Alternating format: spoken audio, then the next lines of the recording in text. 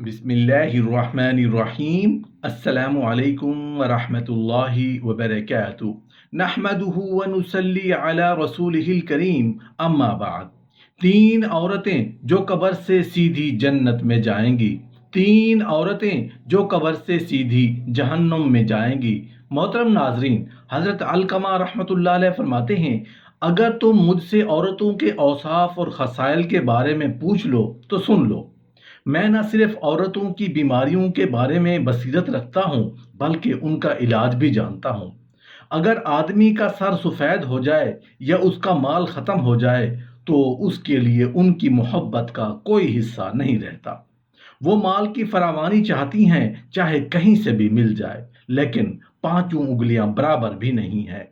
बहुत सारी खवातीन सलीमुल फितरत भी होती हैं, अल्लाह से डरने वाली। ऐसी खवातीन शौहर से हलाल लुक्मे का ही हमेशा तकाजा करती हैं।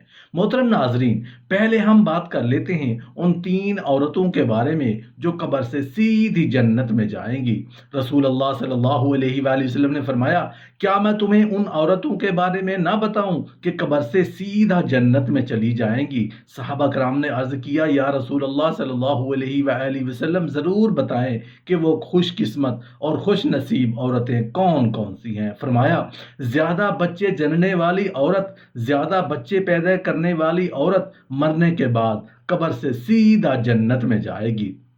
फरमाया, जब शौहर नाराज हो जाए तो शौहर को राजी करने वाली औरत, शौहर को जल्द मनाने वाली औरत, जब शौहर नाराज हो जाए तो शौहर के हाथों में हाथ रख के जो बीवी कहती है, ऐ मेरे सरताज, जब तक आप राजी नहीं होंगे मैं खाना नहीं खाऊंगी, जब तक आप राजी नहीं होंगे मैं पानी नहीं पीऊंगी, जब तक आप राजी नहीं होंगे मैं बनाव सिंगार नहीं करूंगी, जब तक आप राजी नहीं होंगे मैं ज़ेब ज़ीनत नहीं करूंगी, जब तक आप राजी नहीं होंगे मैं उस वक्त तक अपनी आंखों में काजल या सुरमा हरगिज नहीं लगाऊंगी।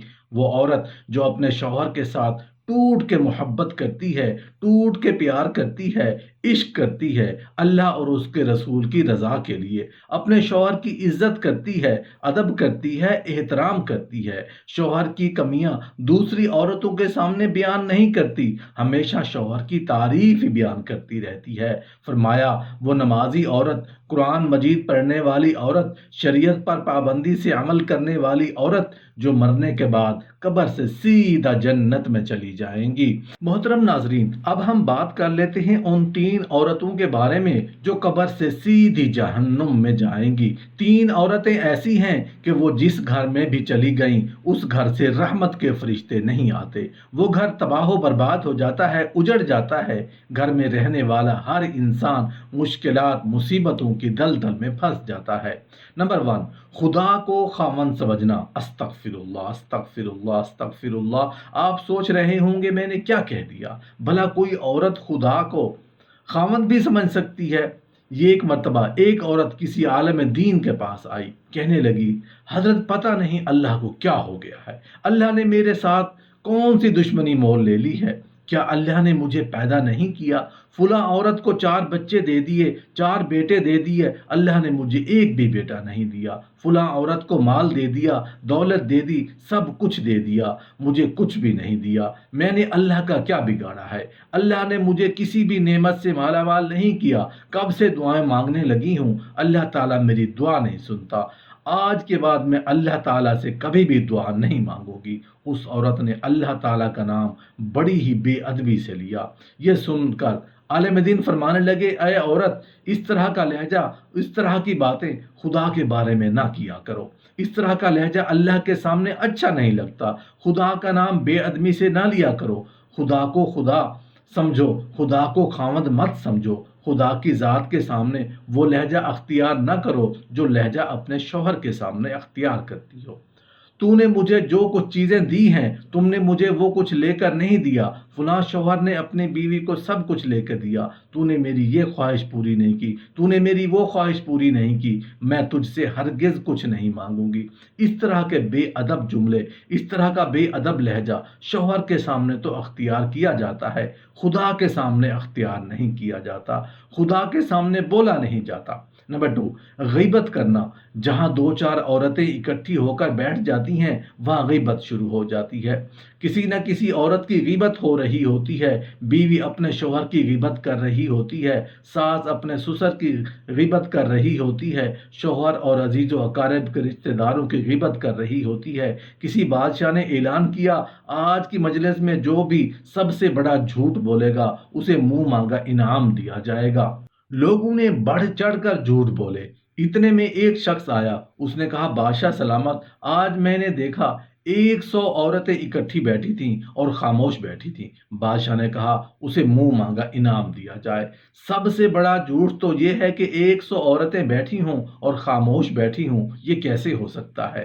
سب سے بڑا جھوٹ یہ ہے کہ جہاں 100 عورت بیٹھی ہو وہاں غیبت نہ ہو رہی ہو، وہاں چغلی نہ ہو رہی ہو، غیبت کے ذریعے ایک دوسری عورتوں کو لڑایا نہ جا رہا ہو، یہ کیسے ہو سکتا ہے؟ فرمایا غیبت سے بچنا۔ غیبت نیکیوں کو اس طرح کھاتی ہے جس طرح آگ لکڑیوں کو کھاتی ہے۔ حضرت ابو ہریرہ رضی اللہ عنہ سے روایت ہے کہ رسول اللہ صلی اللہ علیہ وآلہ وسلم نے فرمایا تم جانتے ہو غیبت کیا ہے؟ صحابہ کرام رضوان اللہ تعالی علیہم اجمعین نے عرض کیا اللہ اور اس کے رسول زیادہ بہتر جانتے ہیں۔ آپ صلی اللہ علیہ وآلہ وسلم نے فرمایا اپنے مسلمان بھائی کا ذکر اس طرح کرنا کہ اسے ناگوار گزرے۔ لوگوں نے کہا اگر وہ برائی اس میں موجود ہو تو؟ آپ صلی اللہ علیہ وآلہ وسلم نے فرمایا اگر اس کے اندر وہ برائی موجود ہو تو تم نے اس کی غیبت کی، اور اگر وہ برائی اس کے اندر موجود نہ ہے تو تم نے اس پر بہتان ڈالا۔ نمبر 3، عورت کا ناپاک رہنا۔ غسل فرض ہو جانے کے بعد عورتیں کئی دن، 5 دن، 4 دن، 8 دن انہیں معلوم ہی نہیں ہوتا کہ ہمارے اوپر غسل فرض ہے، ہم نے تو غسل کیا ہی نہیں ہے۔ ناظرین ذرا سوچئے جس گھر میں ناپاک عورت رہتی ہو وہاں رحمت کے فرشتے آتے ہوں گے، وہاں رزق میں برکت ہوتی ہوگی، ناپاک ہاتھوں سے وہ کھانا بنا کر جن بچوں کو کھلاتی ہوگی، کیا خیال ہے ان بچوں کی آنکھوں میں حیا ہوگی؟ ان بچوں کی آنکھوں میں غیرت ہوگی؟ عورت کا اپنے شوہر سے کسی شرعی سبب کے بغیر طلاق مانگنا۔ بہت سی عورتیں شوہر سے معمولی اختلاف ہو جانے پر طلاق مانگنے میں بھی بہت جلدی کرتی ہیں، یا شوہر اگر عورت کو مالی مطالبہ پورا نہ کرے تو عورت طلاق مانگنے لگ جاتی ہے، اور بعض اقربا پڑوسیوں کے ایما پر بھی ایسا ہوتا ہے، اور بعض دفعہ عورت انتہائی محرک الفاظ میں یہ مطالبہ کرتی ہے، مثلا اگر تو مرد ہے تو مجھے طلاق دے، اور یہ بات واضح ہے کہ طلاق کے نتیجے میں بہت سے مفاسد جنم لیتے ہیں، مثلا خاندان کا شیرازہ بکھرنا، اولاد کا متفرق ہو جانا وغیرہ، اور بعض مرتبہ عورتیں شرمندہ بھی ہوتی ہیں لیکن اس وقت شرمندگی نفع نہیں دیتی۔ یہی وہ اسباب ہیں اور وجوہ ہیں جن کی بنا پر شریعت نے عورت کے لیے طلاق مانگنا حرام ٹھہرایا ہے۔ حضرت ثوبان رضی اللہ عنہ سے مروی ہے کہ نبی کریم صلی اللہ علیہ وآلہ وسلم نے فرمایا جو عورت بھی اپنے شوہر سے بلا وجہ طلاق مانگے تو اس پر جنت کی خوشبو بھی حرام ہے۔ اور حضرت عقبہ بن عامر رضی اللہ عنہ سے مروی ہے کہ نبی کریم صلی اللہ علیہ وآلہ وسلم نے فرمایا یقیناً خلا لینے والی اور طلاق لینے والی عورتیں منافقہ ہیں۔ ہاں اگر کوئی سبب شرعی قائم ہو جائے، مثلا شوہر کا نماز چھوڑنا، نشہ آور اشیاء استعمال کرنا، یا حرام کام پر مجبور کرنا، یا ظلم و زیادتی کرنا، یا حقوق شریعہ سے محروم رکھنا وغیرہ، اور نصیحت اور اصلاح کا اگر ثابت نہ ہو رہی ہو تو اس ایسی صورت میں اگر طلاق مانگے تو وہ قطعاً طلاق نہیں ہوگی۔